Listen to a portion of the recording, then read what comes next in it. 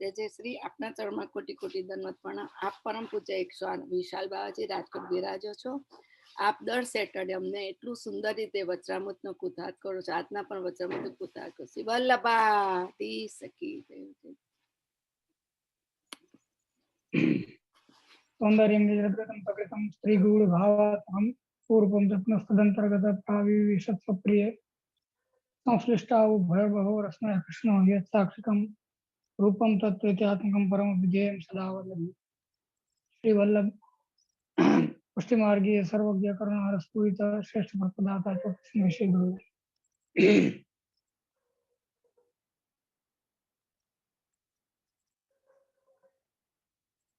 જે જન પ્રકરણની અંદર પરીક્ષિતના જે પ્રશ્નો છે એનું આપણે વર્ણન ચાલતું હતું। એમાં આપણે 12મા શ્લોકમાં પહોંચ્યા છે, એટલે એ છેલ્લો શ્લોક પ્રશ્નને લગતો એ છેલ્લો શ્લોક છે, પછી એમાં પ્રશ્ન નથી।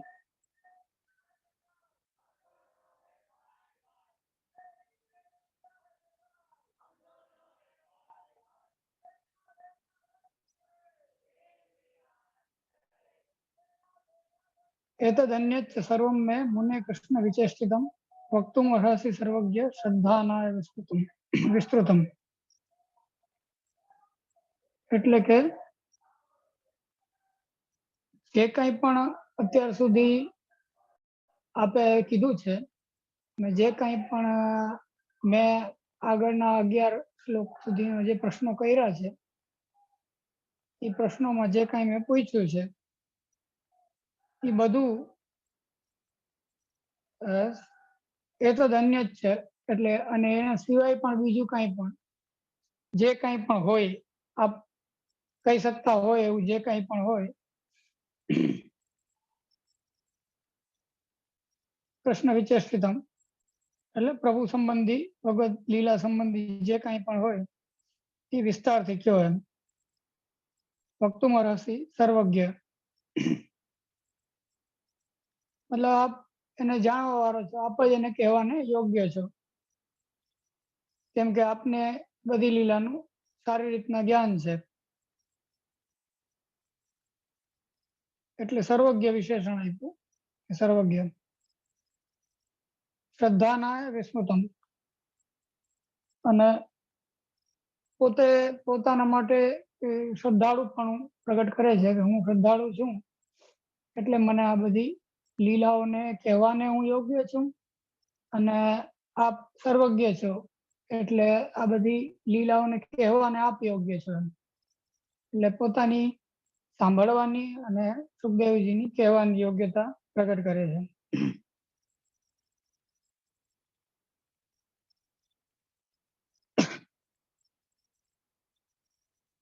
આચાર્યચરણ સુબોધનીજીમાં આજ્ઞા કરે છે કે મુનિ શબ્દ વાપરો એ સુખદેવજીના જ્ઞાનને પ્રગટ કરવા માટે કે બધી લીલાઓનું એમને જ્ઞાન છે।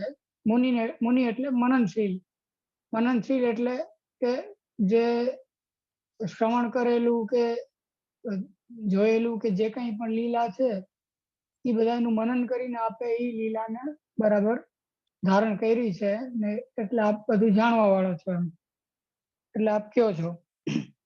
કેમ કે વાસ્તવમાં તો જે અનુભવ છે લીલાનો એ વ્યાસજીને થયો, તો વ્યાસજીને સમાધિમાં દર્શન થયું અને એ જે એમને દર્શન થયું એ એમણે સુખદેવજીને બતાવ્યું, એટલે જે કંઈ પણ સુખદેવજીએ શ્રવણ કરેલું છે અથવા તો પોતે જાણેલું છે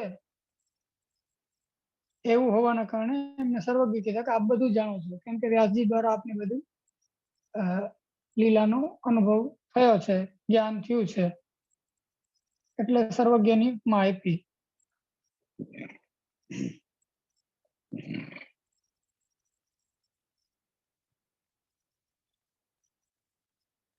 અને શ્રદ્ધા ના એટલે મારી શ્રદ્ધા છે સાંભળવામાં, મને સાંભળવાની પૂર્ણ શ્રદ્ધા છે એટલે મારો અધિકાર છે। અને કૃષ્ણ વિચેષ્ટિતમ કીધું એટલે કૃષ્ણ શબ્દ વાપરો એટલે એનો શાસ્ત્રીય અર્થ છે કૃષિ ભૂ વાચક નસ્ત નિવૃત્તિ વાચક. એટલે કૃ શબ્દ છે એ ભૂવાચક એટલે સત્તાવાચક, એટલે આપના હોવાના અર્થમાં છે. અને નસ્ત નિવૃત્તિ વાચક એટલે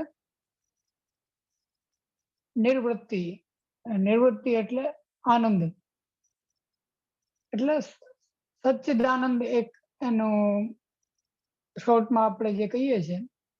એટલે સદ એટલે જે પદાર્થનું હોવું એ સદ છે.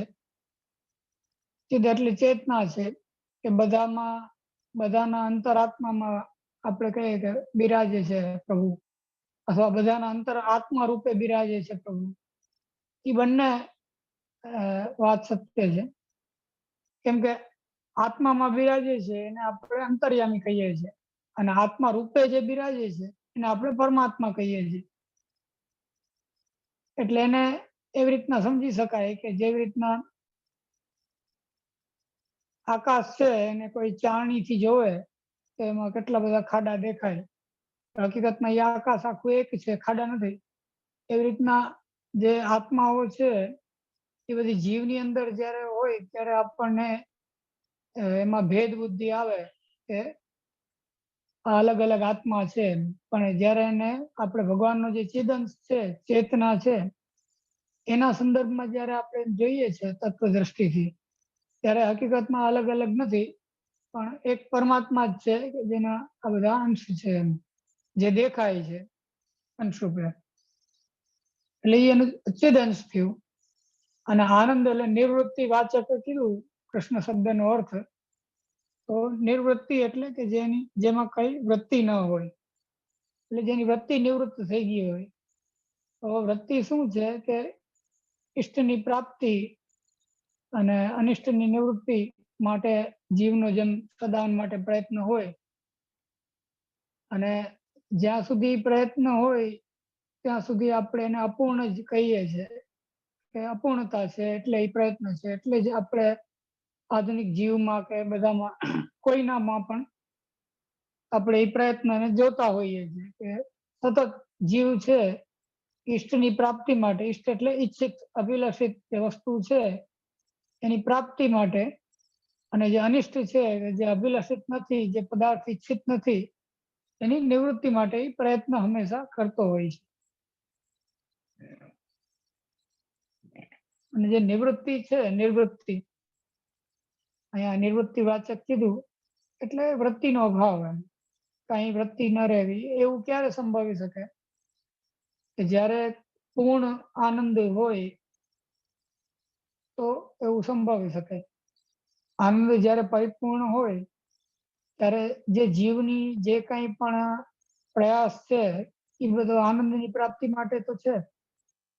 એટલે એવું હોવાના કારણે જ્યારે આનંદથી પરિપૂર્ણ થઈ જાય કોઈ, આપણે વ્યક્તિના ઉદાહરણથી પરમાત્મા સમજી શકીએ. જ્યારે આનંદથી પરિપૂર્ણ કોઈ વ્યક્તિ થઈ જાય તો એને કઈ વૃત્તિ ના રહે, એને કઈ અપેક્ષા ના રહે, એને કઈ ઈચ્છા ના રહે, એનો કોઈ પ્રયાસ ના રહે, કોઈ વસ્તુની પ્રાપ્તિ માટેની એનો ઉપાય ના રહે, ઉદ્યમ ના રહે.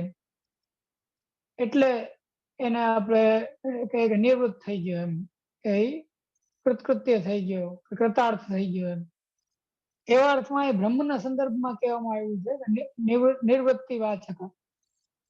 એટલે બ્રહ્મ તો છે જ નિવૃત્ત, કેમ કે આનંદથી પરિપૂર્ણ છે. એટલે એને કોઈ વસ્તુની અપેક્ષા નથી, કોઈ વસ્તુની પ્રાપ્તિની ગરજ નથી, જરૂર નથી.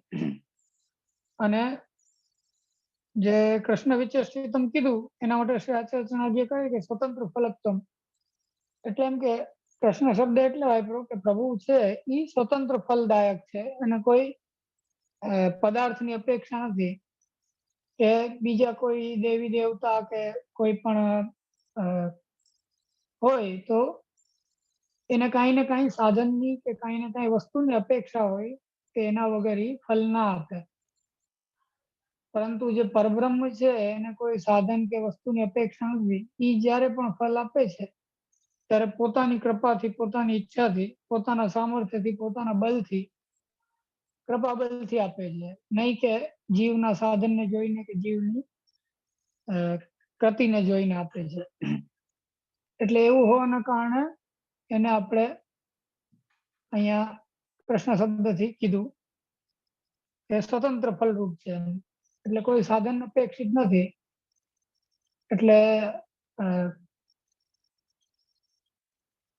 ઈ વાતને વધારે દ્રઢ કરવા માટે કે હું આને સાંભળવાની ઈચ્છા ધરાવું છું અને કૃષ્ણ છે એ સ્વતંત્ર ફલરૂપ છે, એટલે મારી યોગ્યતા હોય કે ના હોય એ નિયામક નથી એમ.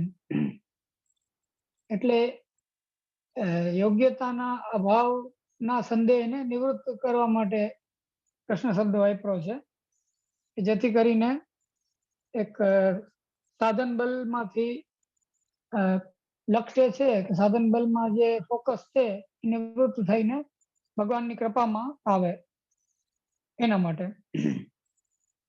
અને કૃષ્ણ શબ્દનો જે અર્થ કરવામાં આવ્યો કે કૃષ્ણ ભૂવાચક, એટલે સદ પદાર્થ, ચિત્ત પદાર્થ, આનંદ પદાર્થ. નશ્ય નિવૃત્તિ વાચક એટલે આનંદ પદાર્થ. એટલે જે સચ્ચિદાનંદ બ્રહ્મ છે એનું અહીંયા કહેવા માંગે છે કે એની લીલાનું વર્ણન કરો, એના ચરિત્રનું વર્ણન કરો. કેમ કે એ ફલરૂપ છે, સ્વતંત્ર, અને બધું જ કયો એમ. એટલે કે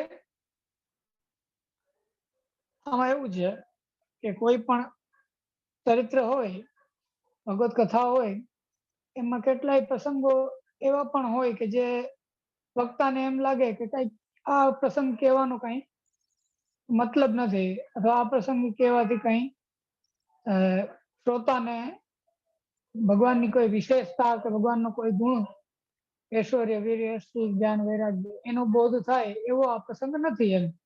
એવું ક્યારેક વક્તાને લાગી શકે. કેમ કે અમુક પ્રસંગો એવા હોય કે જેમાં ભગવાનની લીલા કંઈક એવી હોય કે જેમાં કોઈ સામર્થ્ય આત્મ પ્રગટ ન થતું હોય. તો તેમ છતાં પણ એવી પણ લીલા જાણવાની ઈચ્છા છે. એટલે કે સર્વમ, એ તો સર્વમ મને કયો એમ, બધું મને કયો. એટલે અહીં આચાર્ય આજ્ઞા એમ કરે છે કે 4 પ્રકારે વર્ણનની વિનંતી છે કે વર્ણનનો પ્રશ્ન છે. એક તો એ 4 પ્રકાર ક્યાં ક્યાં, પહેલા તો એ કહું તમને કે વીર્યનું વર્ણન કરો, સર્વજ્ઞેય જે ચરિત્ર છે કે બધાને ગાવા યોગ્ય જે ચરિત્રો છે એનું વર્ણન કરો, અને અલૌકિક વીર્યો જે છે કે જે કોઈ રીતના બુદ્ધિમાં સમજમાં ના આવે એવા જે અલૌકિક છે ચરિત્રો એનું વર્ણન કરો, અને અગેય જે ચરિત્ર છે કે જે ચરિત્ર ગાવાને યોગ્ય નથી, એટલે મેં જે હમણાં તમને પેલા કીધું એવા ચરિત્રો કે જે હકીકતમાં એનાથી કોઈને કોઈ મહાત્મ્ય પ્રગટ થતું ના હોય, પરંતુ એ છતાં પણ એ કથા હોય એમ, એવા ચરિત્રો. એટલે આ 4 પ્રકારના ચરિત્રો અમને કયો એમ. એક તો વીર્યાણી, એટલે કે મનુષ્ય રૂપે નું નાટક કરતા કરતા ભગવાને કરેલી વીરતા કે ભગવાને કરેલા પરાક્રમ કે જેને સાંભળીને રોમાંચ થાય લોકોને અને કથા રસ ઉત્પન્ન થાય એવા ચરિત્રો એ વીર્યાણીમાં આવે. પછી છે સર્વજ્ઞેય ચરિત્રાણી, એટલે કોઈની ઉપર કૃપા કરી હોય, કોઈને ઉદ્ધાર કર્યો હોય, ક્યાંક વિશેષ સામર્થ્ય પોતાનું પ્રગટ કર્યું હોય કે જેનાથી કોઈ ભક્તોના દુઃખને નિવૃત્ત કર્યા હોય.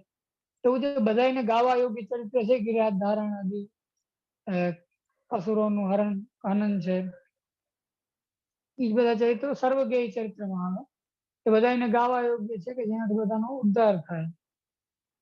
અને અલૌકિક વીર્યાણીમાં પણ એવા ચરિત્રો આવે કે જે કોઈ બુદ્ધિમાં સમજમાં ના આવે, આ લોકનું ના હોય એમ. અલૌકિક એટલે આ લોકનું નહીં, પણ ભગવત સંબંધી કંઈક વિશિષ્ટ એમ, આ લોકમાં જેવું થતું હોય એવું નહીં. એટલે એવા જે અલૌકિક વીર્યો છે એ ચરિત્રો.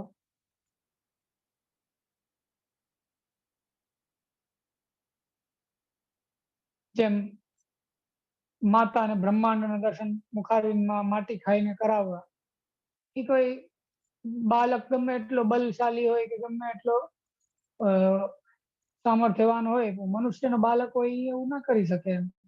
તો એ અલૌકિક ચરિત્ર કહેવાય. તો એવી પ્રકારના ચરિત્રોને અલૌકિક વીર્યાણીમાં ગણવામાં આવે છે. અને અગેય ચરિત્રો જે વક્તાને એવું લાગે કે આ કેવું ઇમ્પોર્ટન્ટ નથી એવા ચરિત્રો એમ, એ બધા અગેયમાં આવે. એટલે આપ કે છે કે એ 4 પ્રકારના જે ચરિત્રો છે એ સાંભળવાની પરીક્ષિતની ઈચ્છા છે. આપણને એમ થાય કે અગેયની ઈચ્છા છે એ કેમ ખબર પડે અથવા કેમ પ્રગટ થાય છે શ્લોકમાં, મૂળમાં. તો જ્યાં કીધું એત જ અન્ય જ સર્વમને, એટલે જે ચરિત્રોના મેં પ્રશ્નો પૂછ્યા એ તો બધા અદ્ભુત કર્મ માટેના પ્રશ્નો છે વધારે પડતા. એટલે જેમ તમે કહ્યું કે તત્રાંશેન અવતીર્ણસ્ય, અંશેન અવતીર્ણસ્ય છે ત્યાં કે છે કે વીર્ય સંબંધી પ્રશ્ન છે.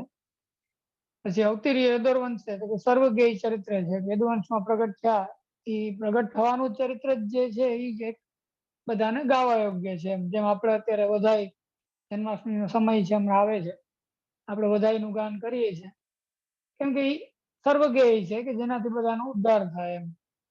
પ્રભુ પ્રગટ થયા તો લીલા થઈ, અને લીલા થઈ તો આપનો યશ પ્રગટ થયો, યશ પ્રગટ થયો તો આપના જે ગુણો છે ઐશ્વર્ય, વીર્ય, શ્રી, જ્ઞાન, વૈરાગ્ય, એનું લોકોને જ્ઞાન થયું, એનો લોકોને હૃદયમાં અનુભવ થયો. તો ઈ જે ગુણધર્મો છે અને ઈ સહિતનું જે ધર્મી સ્વરૂપ છે પ્રભુનું, એનું ગુણગાન કરવાથી લોકોનો ઉદ્ધાર થાય છે.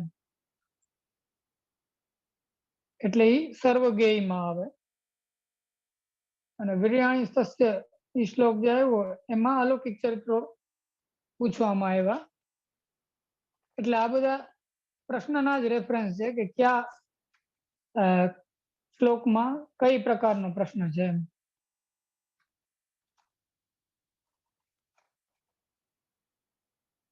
તો 7મો શ્લોક છે કે વીર્યાણી તસ્ય અખિલ દેહ ભાજામ અંતર બહિર પુરુષ કાલ રૂપે. તો વિરુદ્ધ ધર્માશ્રય છે કે બહાર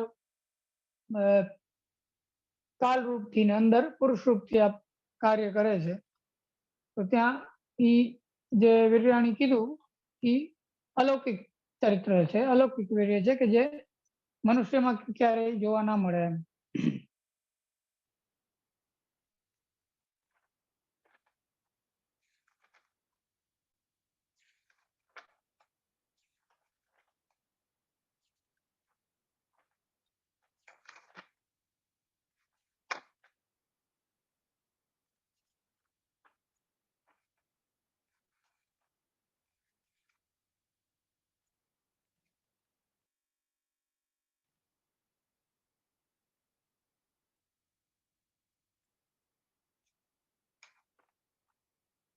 તત્રાંશેન અવતીર્ણસ્ય છે એ બીજા શ્લોકમાં છે. તત્રાંશેન અવતીર્ણસ્ય વિષ્ણુર્વીર્યાણી સંસન. એટલે આ 4 વખત વિનંતી જે છે એ કેના માટે છે એ આપે સુબોધનીજીમાં વિવેચન કર્યું. જે આ પહેલું કીધું કે તત્રાંશેન અવતીર્ણસ્ય, બીજા શ્લોકમાં જે પ્રશ્ન પૂછ્યો એ આપનો જે પહેલો પ્રકાર છે કે જે વીર્યાણી એટલે એવા ચરિત્રો એમ ઈ કહો. અને અવતીર્ય યદુર્વંશ છે એમાં બીજું કીધું કૃત્વાની વિશ્વાસમાં તાઈનો વદ વિસ્તરાત. ત્યાં પણ પાછી વિનંતી કરી, પ્રશ્ન કર્યો અને વિનંતી કરી કહેવાની. એને આમાં ગણવામાં આવ્યું સર્વજ્ઞેય ચરિત્રમાં. યદુર્વંશમાં ઉત્પન્ન થઈને આપે વિશ્વના આત્મારૂપ પ્રભુ જે છે એને શું શું કર્યું એ વિસ્તારપૂર્વક કહો એમ ત્યાં એમ કીધું. અને ચોથું આ પોતે જ છે. ચોથું છે રોહિણી સ્તનય. એટલે જે ઈ પ્રશ્ન પ્રશ્ન ઉત્પન્ન કર્યો ઈ અગેયમાં આવે એમ. એ સંદેહ છે, એ હકીકતમાં એમાં કોઈ ટૂંકમાં લોકો એનાથી કન્ફ્યુઝ થઈ શકે એના ઈ ચરિત્ર કહેવાથી એમ, કે બંનેના પુત્ર કઈ રીતના થયા બલદેવજી, એટલે એવી રીતના ઈ કન્ફ્યુઝન કરી શકે, એટલે બની શકે કે વક્તા એવી કથાને છોડી દે એમ. એટલે યજ્ઞમાં આવ્યું. એટલે આ 4 પ્રકારના પ્રશ્નો એમણે અલગ અલગ ઠેકાણે પૂછ્યા છે. એટલે અહીંયા કીધું કે એતદ અન્યત સર્વમ, એમાં બધાને ક્લબ કરી દીધું, બધાને ભેગું, કે જે એતદમાં બધું પેલા જે પૂછ્યું એ આવી ગયું, અને અન્યત સર્વમ અને બીજું કંઈ પણ જે રહી જતું હોય, કે હજી પણ જે હું આપને સારી રીતના પૂછી ના શક્યો હોય, એવું પણ જે કંઈ હોય એ મને સારી રીતના કયો એમ.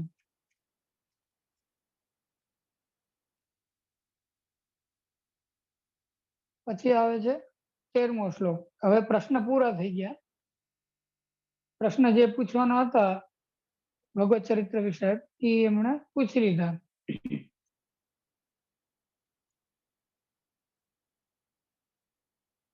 અને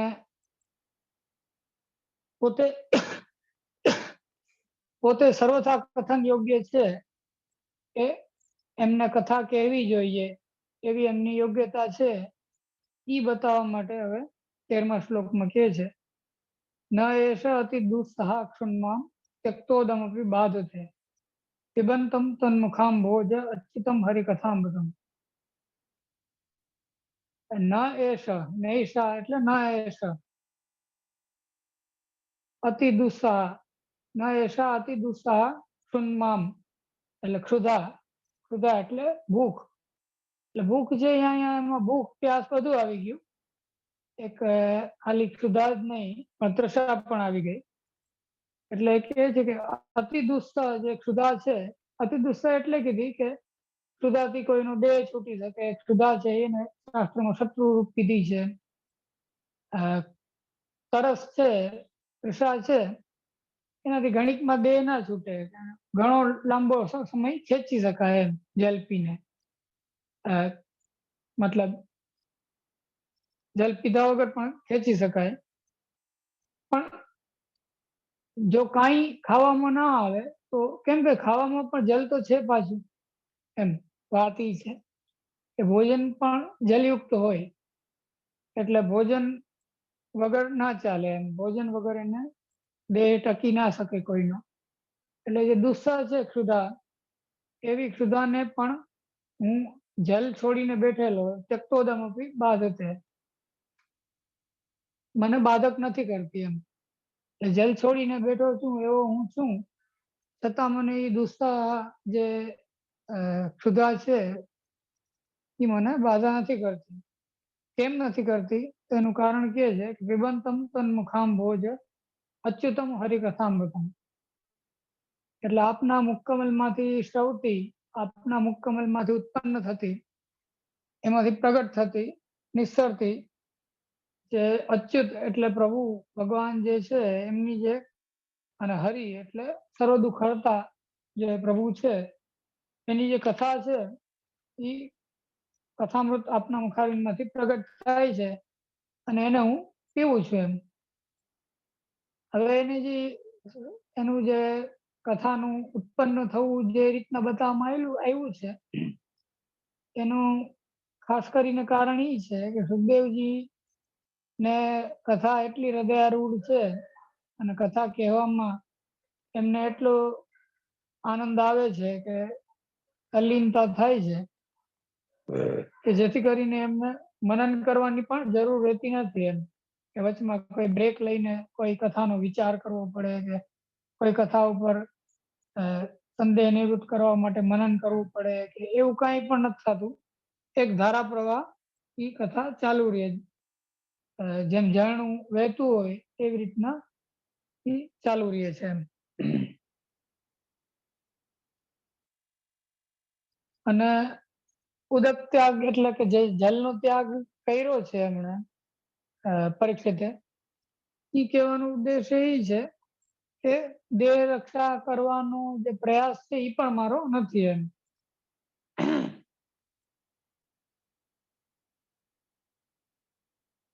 અને અહીંયા ત્યક્તોદમ શું કારણે કીધું એના માટે આચાર્ય આજ્ઞા કરે છે કે જે જલ છે એનાથી તો બંને નિવૃત્ત થાય.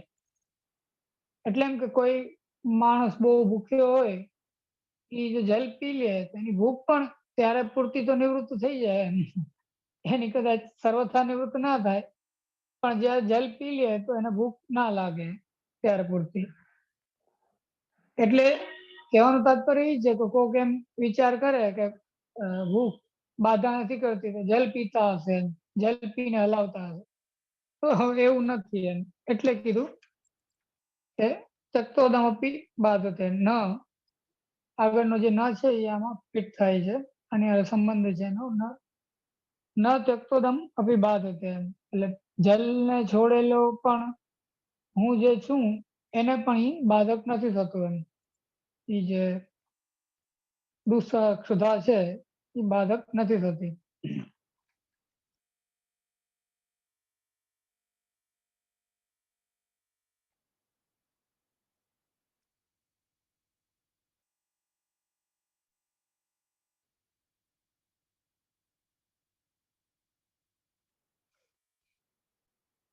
ક્ષુધા છે એ શત્રુરૂપ છે,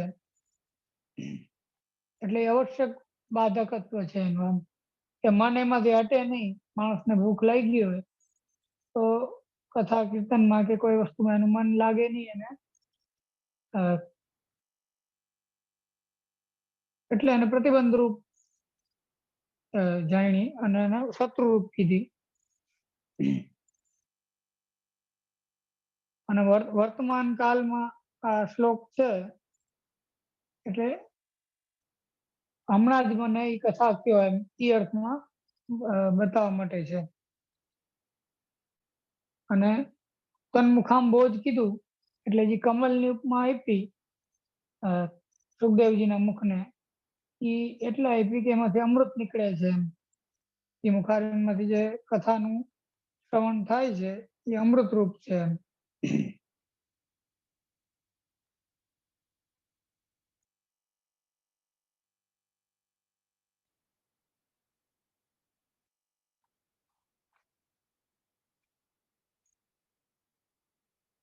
અને મેં જે પેલા તમને સમજાવ્યું કે અચ્યુત શબ્દ વાપરો તો મુખાંબોજ અચ્યુતમ હરિકથામૃતમ. અચ્યુતમ એટલે નિષ્ખલિત કે ધારા પ્રવાહ વહેતી કથા છે, જેમાં કોઈ બ્રેક નથી આવતો, કે જેમાં કોઈ મનન માટે કે કોઈ બીજા વસ્તુ માટે સમય વચમાં દેવામાં નથી આવતો.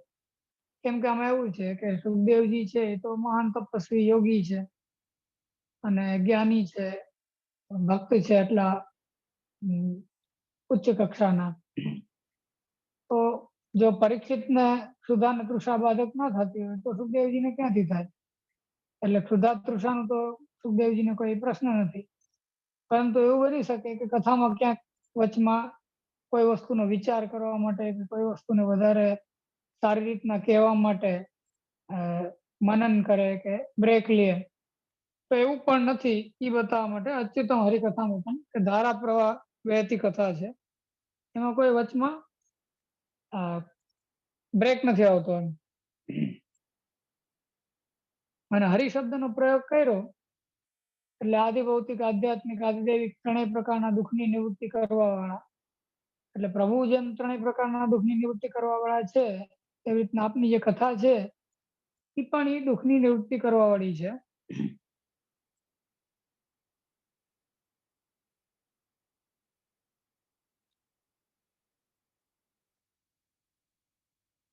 જેમાં કે કૃષ્ણાય વાસુદેવાય હરે પરમાત્માને પ્રાંત ક્લેશ નાશાય ગોવિંદાય નમઃ. તો એ અક્લિષ્ટ કર્મા છે ભગવાન. ભગવાન અક્લિષ્ટ કર્મા છે એટલે આપની જે કૃતિ છે કે આપની જે લીલા છે એ કોઈને ક્લેશ ઉત્પન્ન નથી કરતી, બધાને આનંદનું દાન કરે છે. તો બધાને આનંદનું દાન કરે છે તો સીધી વાત છે કે એનાથી જે વિવિધ પ્રકારના દુઃખ છે, વિવિધ તાપ છે એ નિવૃત્ત થાય છે. તો ત્રિવિધ તાપની નિવૃત્તિ કરે છે એવી કથા છે, એટલે હરિ શબ્દથી એને ઇંગિત કર્યું.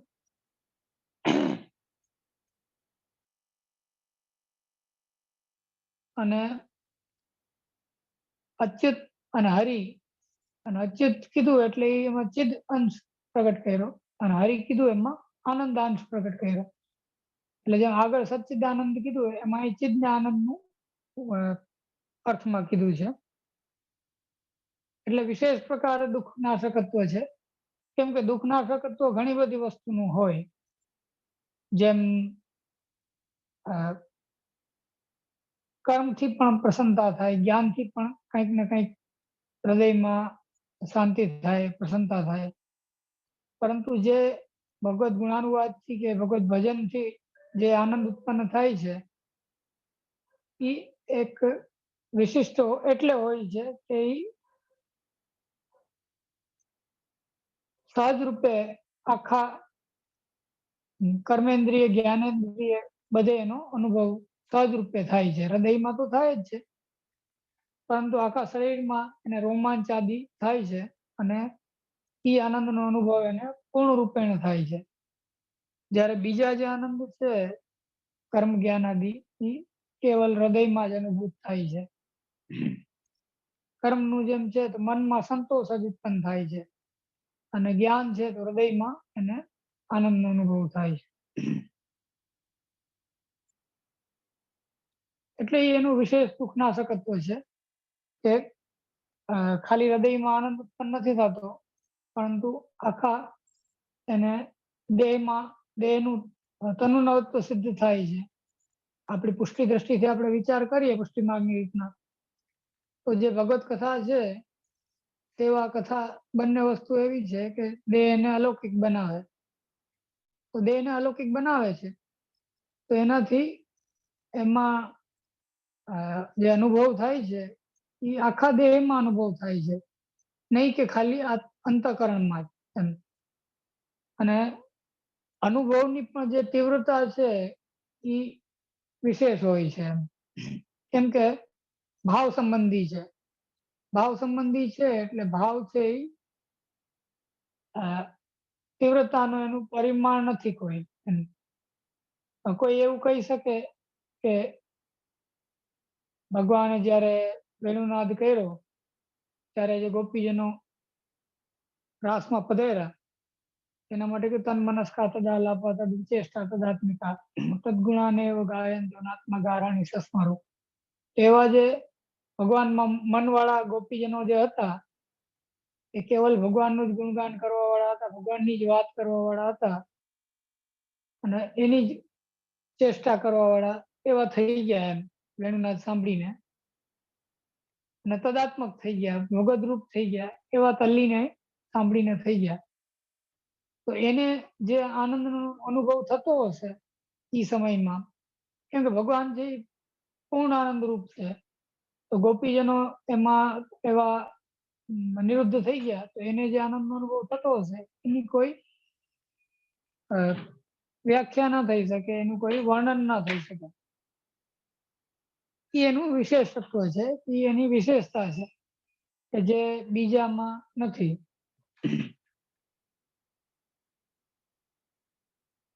એટલે એ કથાને અમૃતરૂપ કીધી કે અમૃતરૂપ છે એમ.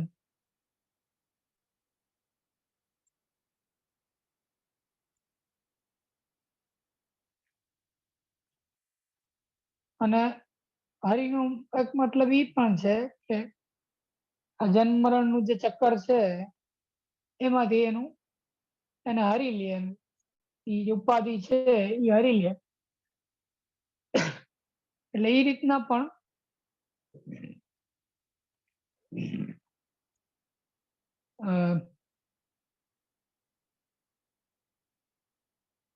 મુક્તિની સિદ્ધિ કરાવનારું છે એમ આ ચરિત્ર કથા છે.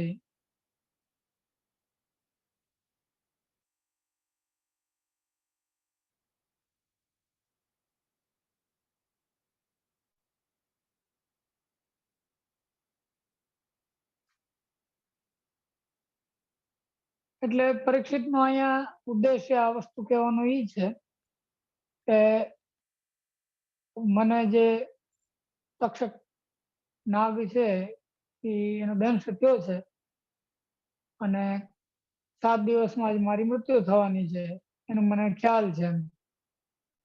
એટલે મારી ગતિ થાય, મારો મોક્ષ થાય એના માટેનો આ મારો પ્રયાસ છે એમ. એટલે એની જે મોક્ષની ઈચ્છા છે એ પણ પૂર્ણ કરવાને માટે યોગ્ય અથવા પૂર્ણ કરવાને માટે સમર્થ છે એ સુખદેવજી છે, જે કથાના જ્ઞાતા છે અને જ્ઞાની છે. અને ભગવત કથા છે એ પણ એ મોક્ષ દેવા માટે સમર્થ છે. એટલે મને એ કથા કેવી જરૂર, નહીં તો આ 7 દિવસની અંદર મારો મોક્ષ કેવી રીતના થાય એમ. એ પણ એક એંગલ છે.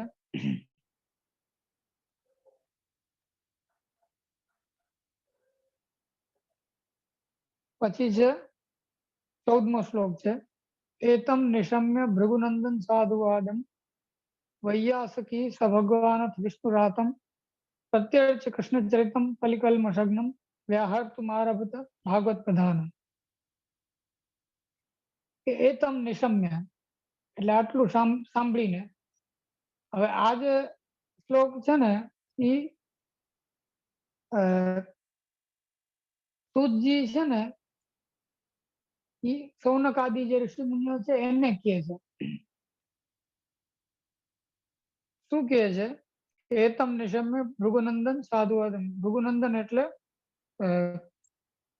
સૌનક આદિ ઋષિ માટે છે. સૌનકજીને કહે છે ભૃગુનંદન. અને સાધુવાદમ એટલે પરીક્ષિતનો જે વાદ છે એ સાંભળીને એનું અભિનંદન કરીને, સોરી,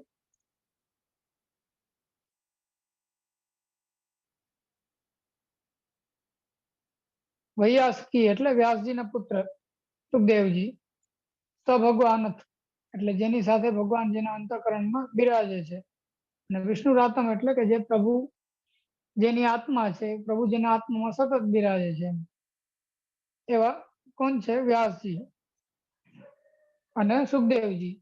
વ્યાસજી છે એટલે વ્યાસજીના પુત્ર સુખદેવજીને પણ ઇનડાયરેક્ટલી એવા કહેવામાં આવ્યા કે આપની સાથે ભગવાન બિરાજે છે અને આપના અંદર પ્રભુ બિરાજે છે, એટલે આપ કથા કહેવાને યોગ્ય છે, સમર્થ છે. અને આપ જે કથા કહેશે એમાં કોઈ મિનમેક નથી, એમાં કોઈ સંદેહ નથી, કેમ કે ભગવાન હૃદયમાં બિરાજે છે. એટલે પ્રત્યર્થ છે એટલે પરસ્પર એકબીજાને સન્માન વ્યક્ત કરીને, અર્ચના કરીને. કોણ કોણ? તો કે સુખદેવજી ને પરીક્ષિત પરસ્પર એકબીજાને અભિનંદન કરી કૃષ્ણ ચરિતમ કલિકલ્મષગ્નમ, એવું કૃષ્ણનું ચરિત્ર કે જે કલયુગના મલને, કલીના મલને નષ્ટ કરનારું છે, એ ચરિત્રને કહેવાનો પ્રારંભ કરે છે.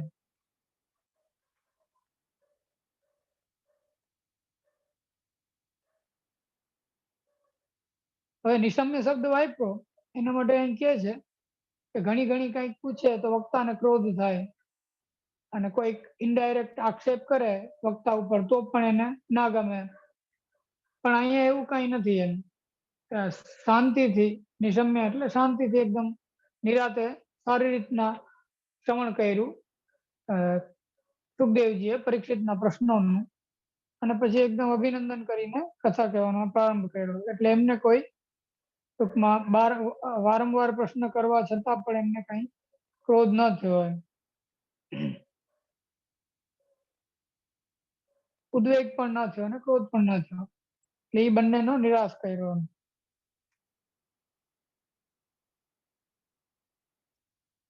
અને નિશમ્ય એટલે નિત્રામ શુત્વા, એમ અહીં અર્થ કર્યો છે કે સારી રીતના સાંભળીને. એમ એટલે સારી રીતના એટલે શું કે અર્થથી, અભિપ્રાયથી બધી રીતના એની વાતને લક્ષ્યમાં લઈને ગ્રહણ કરીને પછી એમ,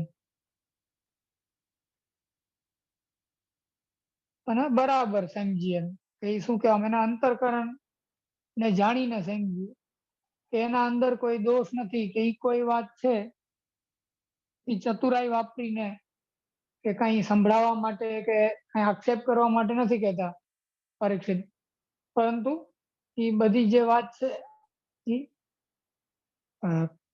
એનો અભિપ્રાય શુદ્ધ છે, એનો કોઈ દુરઅભિપ્રાય નથી એમ.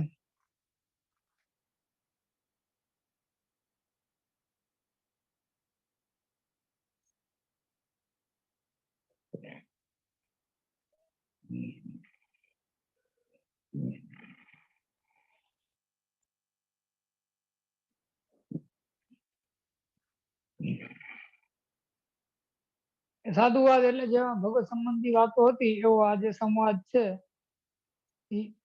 એના માટે કહે છે.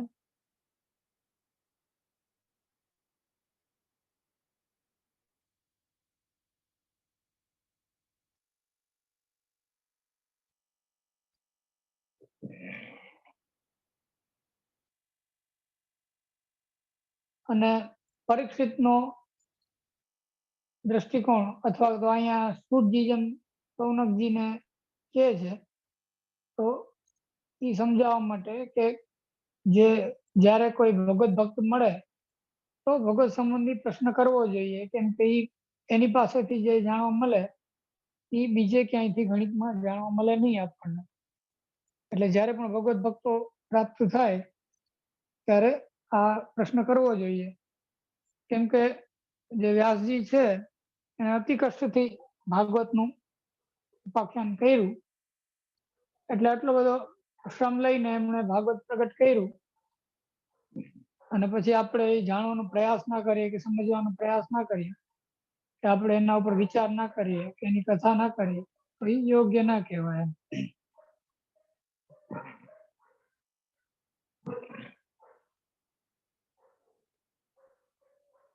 અને એનું પ્રવર્તન કરવા માટે એટલે કે વ્યાસજીની દ્વારા પ્રગટ થયેલી જે કથા છે, જે એમને સમાધિના દર્શન થયા અને પછી જે કથા પ્રગટ થઈ એ કથાને આગળ ધપાવવા માટે, આગળના લોકોને પણ એ ખ્યાલ આવે એના માટે સુખદેવજી નું પ્રવર્તન કરવા વાળા છે.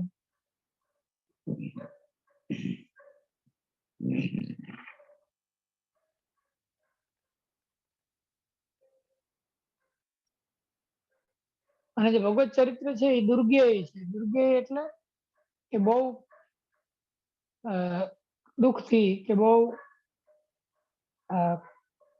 કષ્ટથી કોઈ એને જાણી શકે એમ, એટલે લગભગ ના જાણી શકે, પરંતુ બહુ ભગવત કૃપા જેના ઉપર હોય અને એવા અલૌકિક જે જીવ હોય એને જ કથાનું જ્ઞાન થાય. એટલે એ દુર્ગેય છે એટલે સભગવાન શબ્દનો પ્રયોગ કર્યો. સભગવાન એટલે ભગવાન આપની સાથે છે.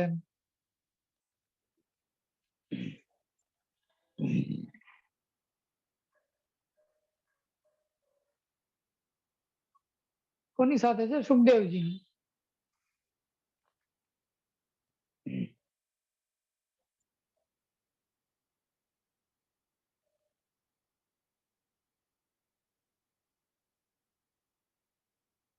કેમ કે અને જે પ્રશ્ન કે સંદેહ જે છે એનો ઉત્તર દેવા વાળા ભગવાન છે. કેમ કે વિષ્ણુ રાતમ એટલે જેની અંતઃકરણમાં આત્મામાં પ્રભુ બિરાજે છે. અને વિષ્ણુ શબ્દનો પ્રયોગ એટલે કર્યો કે વ્યાપક છે. વ્યાપક છે એટલે સુખદેવજીના અંતઃકરણમાં બિરાજે છે અને પરીક્ષિતના પણ અંતઃકરણનું એમને જ્ઞાન છે. એટલે પરીક્ષિત જે પ્રશ્ન પૂછ્યો છે એ પણ એમને ખબર છે કે એ શું જાણવા માંગે છે. અને સુખદેવજીના હૃદયમાં તો એ પ્રશ્નનો ઉત્તર દેવા માટે બિરાજે છે. એટલે અહીંયા વિશેષ કરીને બિરાજે છે કે એ પ્રશ્નનો ઉત્તર પોતે જ આપશે એમ. કેમ કે આપણે જેમ કહીએ પુષ્ટિ માર્ગમાં તો પ્રભુના સ્વરૂપને પ્રભુ સિવાય કોઈ જાણી ના શકે, તો એ વસ્તુનો ઉત્તર પણ પ્રભુ સિવાય કોઈ આપી ના શકે. એટલે કહે છે કે અહીંયા કે વિષ્ણુ રાતમ.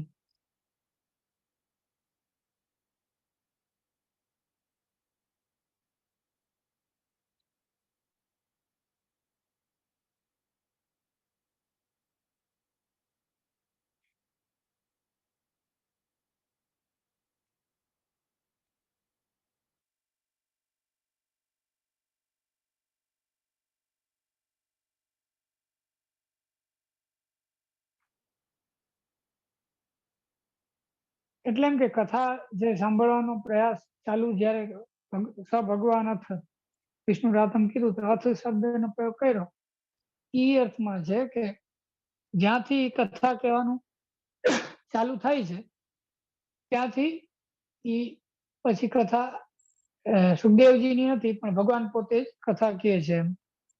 એટલે એનું મહત્વ છે, કેમ કે ભગવાન એમના હૃદયમાં બિરાજીને કથા કહે છે.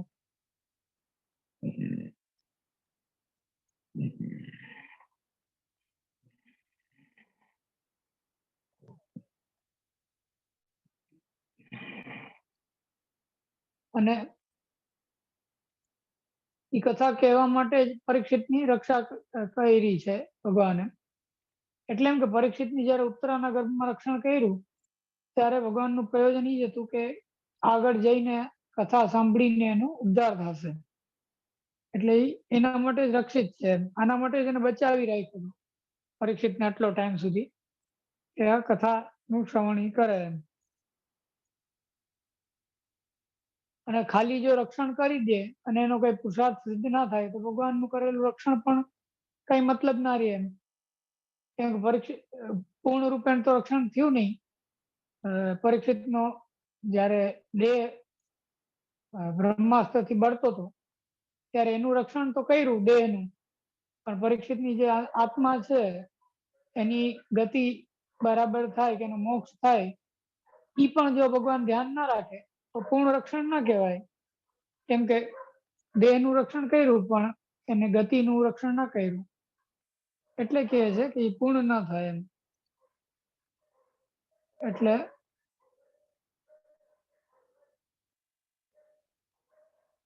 પુરુષાર્થની સિદ્ધિ ના થાય એમ.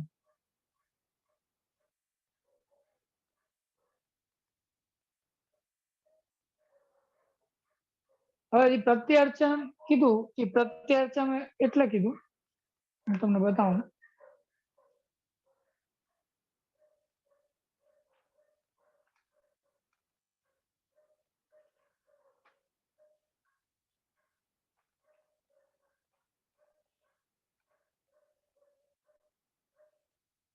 જેમ મુનિ સત્તમ, મુનિ, એ બધું સુખદેવજીનું એક પ્રકારનું સન્માન આપીને અર્ચન છે, કે સર્વજ્ઞ છો, એ બધું એને એનું રિસ્પેક્ટ કર્યું, એનું સન્માન કર્યું.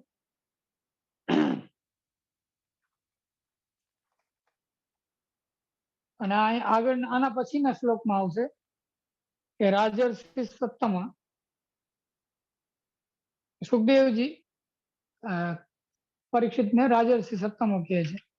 એટલે એવી રીતના એકબીજાને સ્વરૂપને એકનોલેજ કરે છે, કે જેમ સુખદેવજી છે એ મુનિ સત્તમો છે, મુનિઓમાં સર્વશ્રેષ્ઠ છે, અને પરીક્ષિત છે ને રાજર્ષિ સત્તમો કીધું, એ રાજાઓમાં, ઋષિઓમાં, બધામાં શ્રેષ્ઠ છે એમ. એટલે એ પ્રત્યર્ચે કીધું કે પરસ્પર એકબીજાનું અર્ચન, સન્માન કરે છે એમ.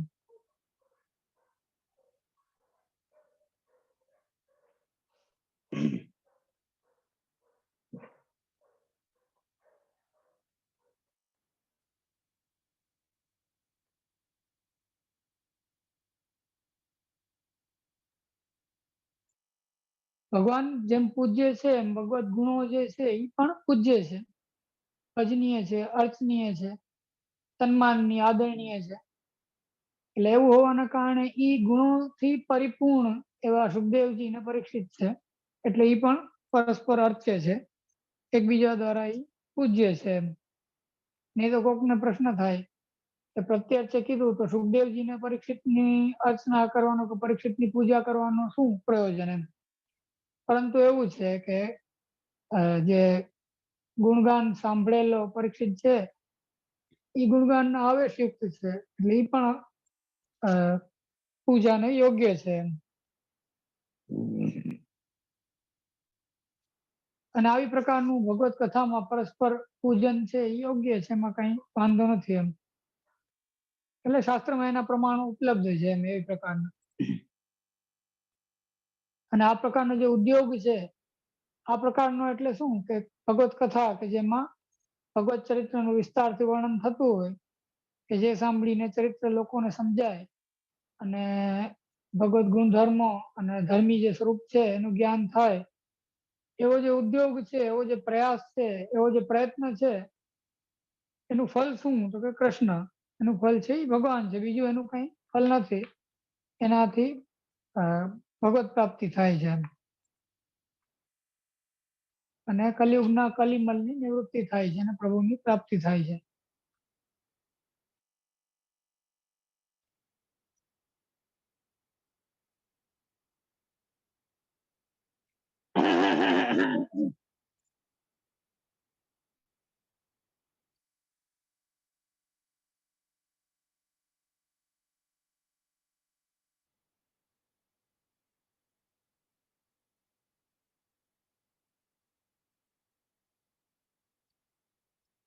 અને પાપ છે એ પ્રતિબંધક છે, એટલે ઘણીકમાં શ્રદ્ધા લોકોને થતી નથી કે આ કથા છે એ કલિયુગના દોષોને નિવૃત્ત કરનારી છે એવી શ્રદ્ધા થવી જોઈએ તો ફલિત થાય, પરંતુ એવી શ્રદ્ધા લોકોને થતી નથી કેમ કે પાપ છે એ પ્રતિબંધક છે.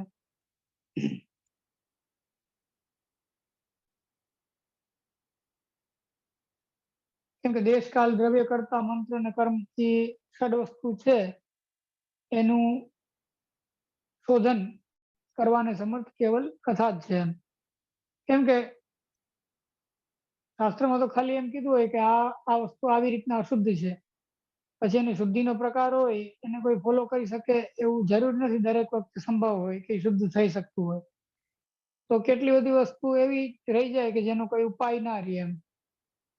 અને તો એવી વસ્તુઓમાં કે જેમાં કઈ તમે એને શુદ્ધ કરી શકો એમ ના હોય તો એને કેમ શુદ્ધ કરવાનું?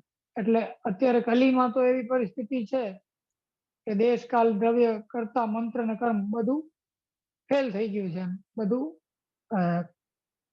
અશુદ્ધ છે, બધું અયોગ્ય છે. એવી સ્થિતિમાં કેવલ જે ભગવત ચરિત્ર છે એ જ એના દોષોને નિવૃત્ત કરી શકે, બીજી કોઈ વસ્તુ ના કરી શકે.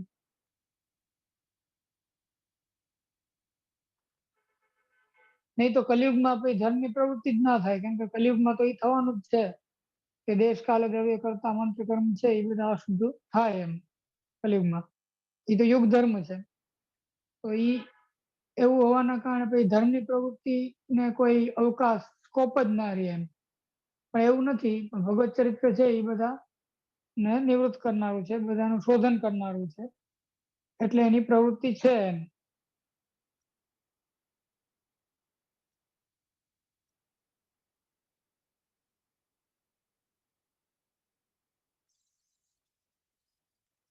અને ભાગવત પ્રધાન કીધું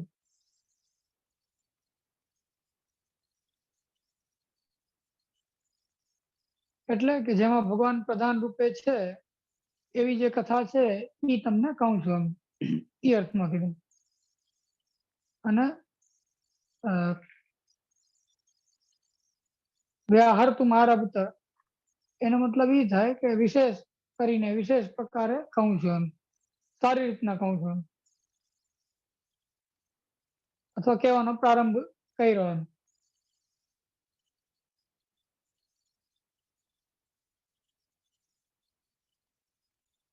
અને મનન નથી કરતા પણ કેવલ કથા જ કહે છે. એટલે એને આગળ જેમ કીધું કે એક ધારી એક તેલ ધારવત જેને કહેવાય, એક કાલાવચિન્ન કથાનો પ્રારંભ કરે છે. આટલું રાખીએ આજે. કોઈને કાંઈ પ્રશ્ન હોય તો કરી શકે છે.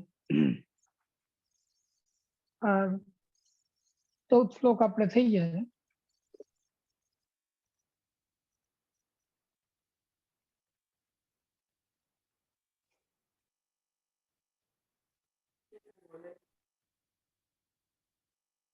જે દંડવત એક પ્રશ્ન પૂછું?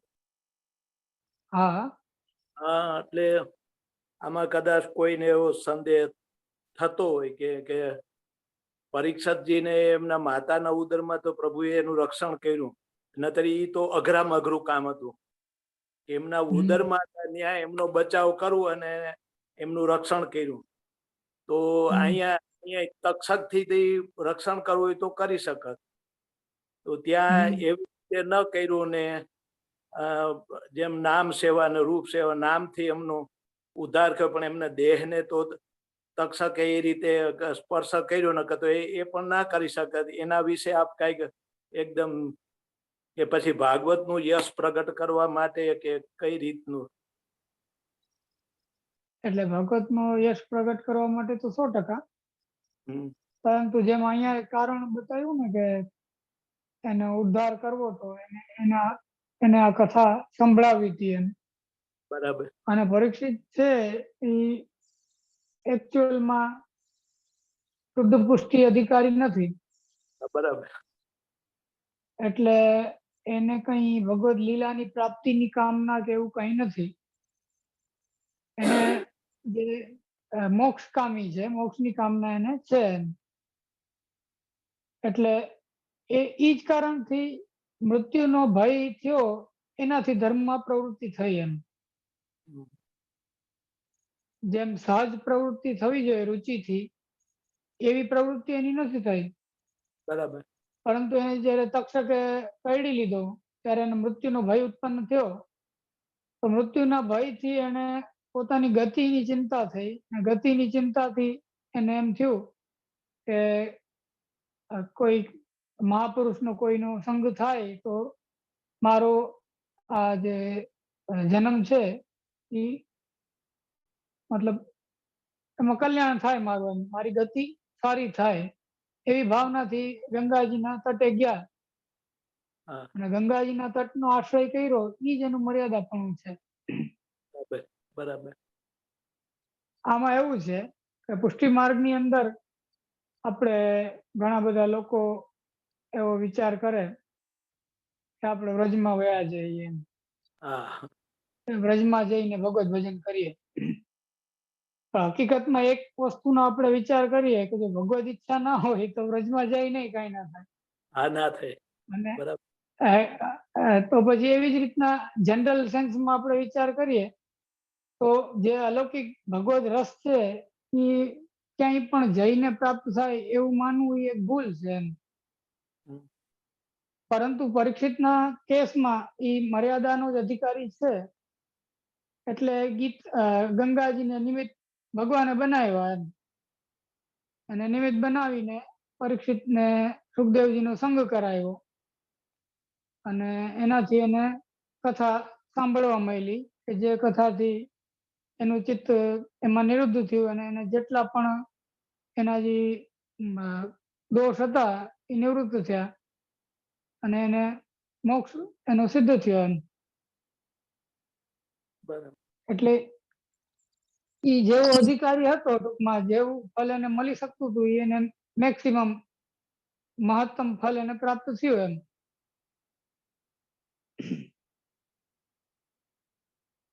બહુ સરસ. એ જ ભાગવત કથા સુબોધનીજીના રૂપમાં આચાર્ય ચરણે 84 આપણા પ્રસંગોમાં આવે છે, 84ના. આચાર્ય ચરણે એ જ ભાગવત કથા કેટલા બધા વૈષ્ણવોને સંભળાવી, અને કેટલા બધા વૈષ્ણવોને સંભળાવી એમાંથી અમુક જે પરમ ભાગ્યવાન હતા એને સાક્ષાત લીલાનો અનુભવ થયો. હા, ઠીક. બરાબર. હવે તમે વિચાર કરો કે સાક્ષાત આચાર્ય ચરણ સુબોધનીજીની કથા કહેતા હોય, એમાંય કઈ બધાઈને લીલાનો અનુભવ નથી થયો. હા, ના. કેમ કે ત્યારે એવું જરૂરી નતું કે બધા 84 વૈષ્ણવની વાર્તામાં જેટલા પણ લોકોએ આપના વચનામૃત સાંભળ્યા એ બધાનો ઉલ્લેખ એમાં નથી આવી જતો. એમાં તો ખાલી 84 નો જ સંગ્રહ છે. 84 નો સંગ્રહ એટલે છે કે એને ફલનો અનુભવ થયો એમ, કઈ પુષ્ટિ ફલનો એને અનુભવ થયો. 84 સિવાયના જે ભગવત કથા સાંભળી હતી કે એમને વૈષ્ણવ થયા હતા એવા તો કેટલાય હતા બીજા, પણ એ લોકોને આચાર્ય ચરણના મુખેથી ભગવત કથા સાંભળવા છતાં પણ લીલાનો અનુભવ ન થયો, કેમ કે એ અધિકારી જ નતા એ વસ્તુના એ ટાઈમમાં એમ. એટલે એને પછી જે કંઈ પણ એનો અધિકાર હોય એ પ્રમાણેનું એને ફલ મળ્યું એ સમયે પણ. અને એવી જ રીતના અહીંયા પરીક્ષિત છે એ અને સુખદેવજી છે એ બંને મર્યાદા છે, પુષ્ટિ છે જ નહીં. તો પરીક્ષિતને મોક્ષની કામના છે, એટલે મોક્ષની કામના છે એટલે મૃત્યુથી એની ચિંતા થઈ કે મારો મોક્ષ થશે કે નહીં. મોક્ષની ચિંતા પણ એને મૃત્યુના ભયથી થઈ પાછી. હા હા નકર તો એને મોક્ષની ચિંતા નથી. જયારે મૃત્યુનો ભય થયો ત્યારે એને મોક્ષની ચિંતા થઈ અને ત્યારે કથામાં એની પ્રવૃત્તિ થઈ. એટલે એનું મર્યાદા પણ સ્પષ્ટ પ્રગટ કરે છે એમ. હા બરાબર. ત્યારે જો એને જો પેલો ભાવ હૃદયમાં આવ્યો હોત કે જો મારો પેલા જ મારું જે રીતે રક્ષણ કર્યું એ જ રીતે પ્રભુ મારું રક્ષણ કરવા છે એમને કાર્ય એમનું શરણ એને સેવા ગ્રહણ કર્યો તો એ પુષ્ટિ ભાવમાં કદાચ એમ. પણ એમનો મોક્ષ ભાવ ના થાય એટલે બરાબર આપે કીધું.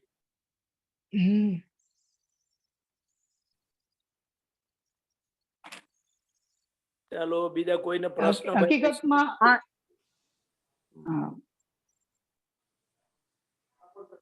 જયશ્રી, નિશાબેન બોલું છું. દંડવત પ્રણામ આપશ્રીના યુગલ ચરણ કમલમાં.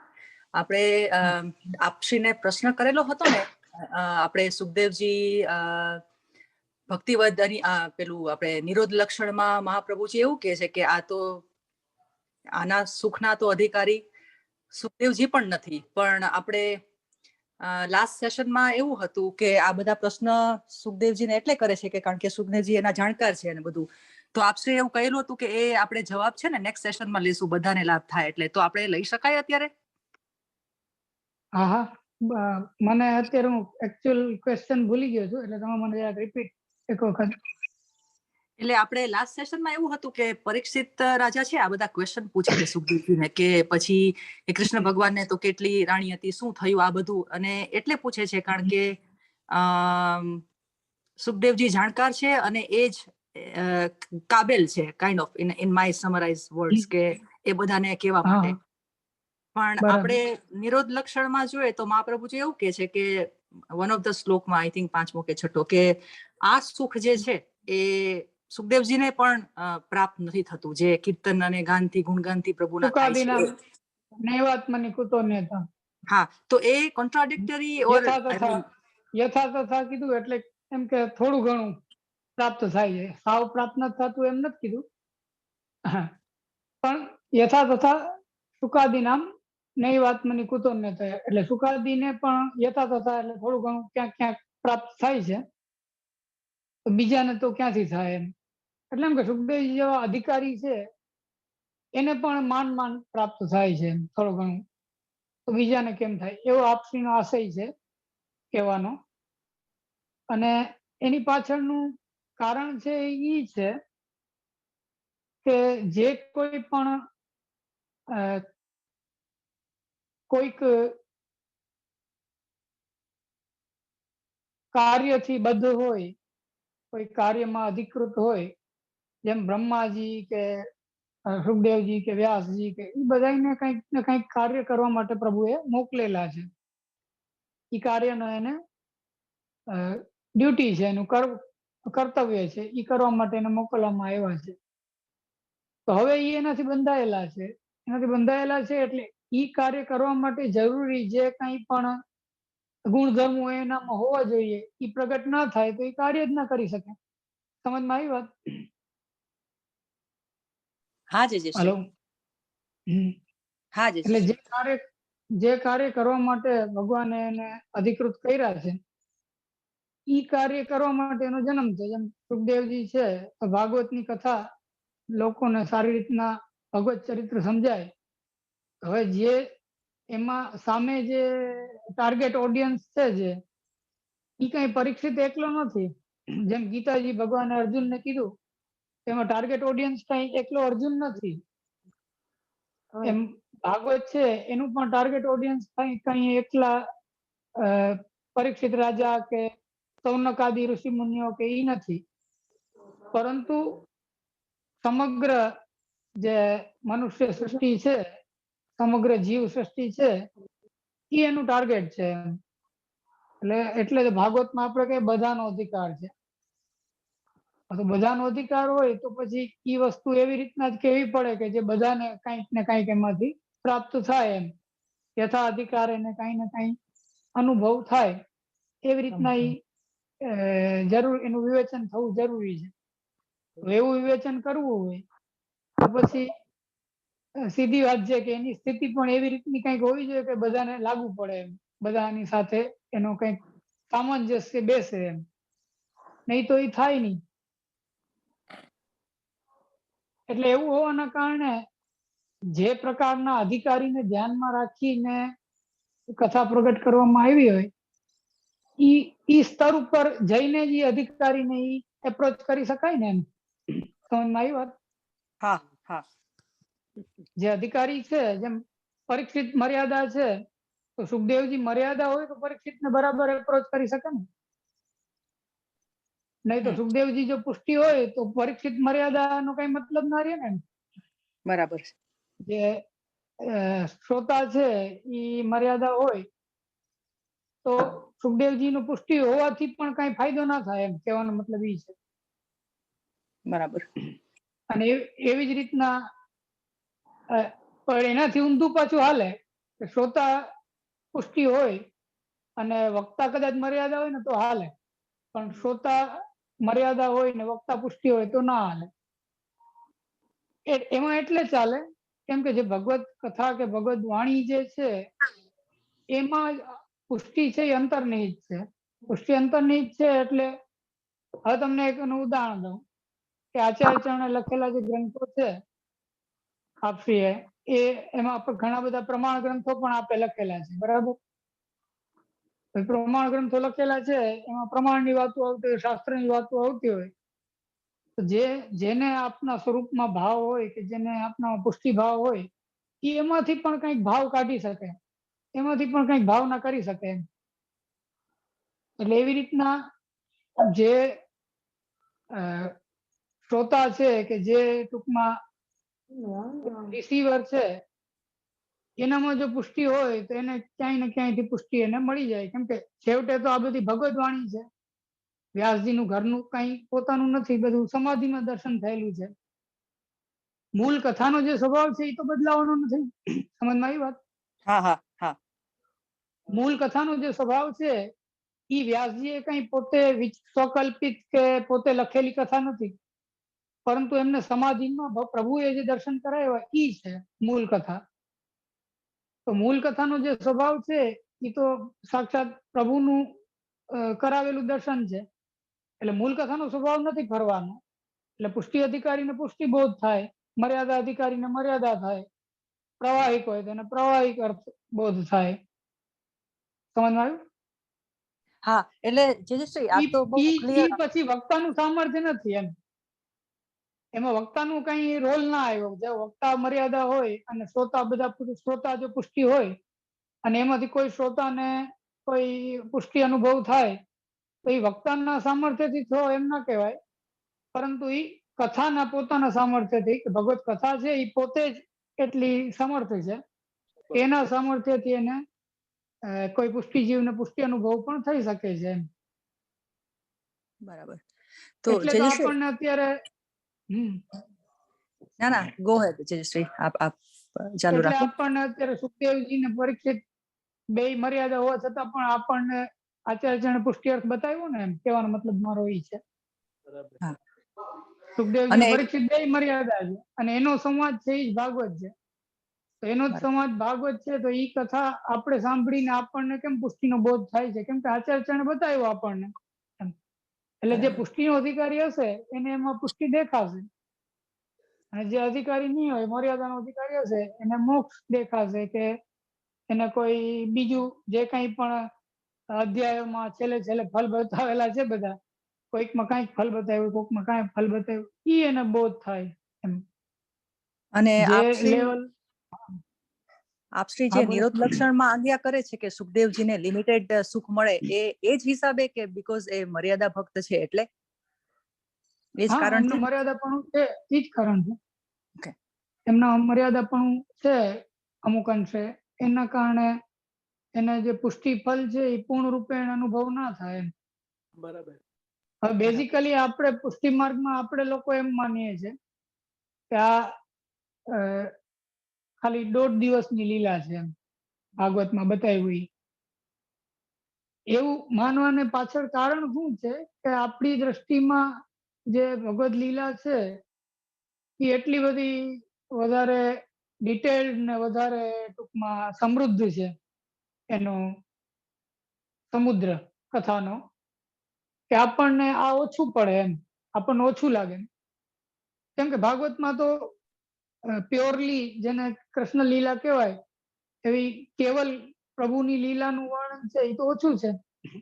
10મા સ્કંદમાં છે ને પેલા 1-2 સ્કંદમાં ને છેલ્લે 11માં એમ થોડું થોડું બધે થઈને આખા ભાગવતની હારે કમ્પેર કરો તો ભગવત કૃષ્ણની કથા છે એ ઓછી લાગે આપણને પુષ્ટિ 10 માર્ગીઓને એમ.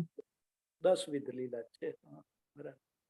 હે હા બરાબર આપ કહ્યું એ, એટલે એ 10 વિધ લીલા છે મર્યાદા ધર્મ. બાકી આપણા અષ્ટસખાએ તો અનેક પુષ્ટિ જે ભગવત ભક્ત અનેક વિધ લીલાઓ નું વર્ણન ગાયું છે. એટલે એને ઓછી લાગે એમ ઈ હા, કથા. એને ઓછી લાગે. બરાબર, રાઈટ. એને એમ થાય કે આમાં કઈ એટલી ડિટેલ્સ નથી એમ. એટલે તો અષ્ટસખાઓ એને બધી જે લીલાઓ હતી એને પોતાની ભાવ સમાધિનો અનુભવ કરીને એનું વર્ણન કર્યું એમ વિશેષ વધારે ડિટેલમાં. આચાર્યચરણે પણ સુબોધનીજીમાં વધારે ડિટેલમાં. સુબોધનીજી તમે જુઓ તો તમને ખ્યાલ આવે કે કેટલી વાતો મૂળમાં સ્પષ્ટ રૂપે કહેલી ના હોય છતાં આપ એને પ્રગટ કરે એમ. તો કોકને એમ પ્રશ્ન થાય કે આપને ક્યાંથી ખબર પડી? કોઈ જે સંદેહવાન હોય એને એવો પ્રશ્ન થાય કે આપને કેમ ખબર પડી આ વાત એમ. તો એનું કારણ એ છે કે એ પુષ્ટિપણું છે એમ. પુષ્ટિને પ્રગટ કરવા માટે પુષ્ટિ સ્વરૂપ દ્વારા એ પુષ્ટિ પ્રગટ થાય છે એમ. એટલે આપણને ના ખબર પડે પણ આપને આચાર્યને ખબર પડે એમ. એમને એ વસ્તુ પ્રગટ થાય. સમજમાં આવ્યું? હાજી શ્રી, ખૂબ સુંદર રીતે આપે સમજાવ્યું. ખૂબ ખૂબ આભાર. દંડવત પ્રણામ. હા, ભલે રાખીએ. આશ્રયનું બોલે છે. આ કોઈ વૈષ્ણવને બોલવું છે? આપ શ્રી શું બાપુજી તમે આપ બોલી દો.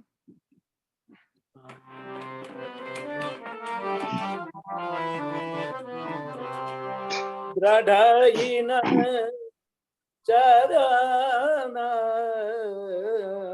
કેરો ભરોસો, દ્રઢઈન ચરણ કેરો શ્રી વલ્લભ નખ ચંદ્ર છટા બિન સબ જગમાં અંધેરો ભરોસો, દ્રઢઈન ચરણ કેરો સાધન और नहीं आकली में जासू हो निवेरो दूर का कहे द्विविध आंधरो बिना मोल को चेरो भरोसो, भरोसो दृढ़ इन चरणन के भरोसो, दृढ़ इन चरणन केरो श्री वल्लभाधीश की जय, श्री विशाल कुमार प्यारे की जय, श्री गुसाई जी परम दयाल की जय, श्री गोकुलनाथ प्यारे की जय, श्री हरिराय महाप्रभु जी की जय, सर्वे वैष्णव ने जय श्री कृष्ण। महाराज આ सब અમારા કોટાનો કોટે જન્મ પણ અમારા વાલા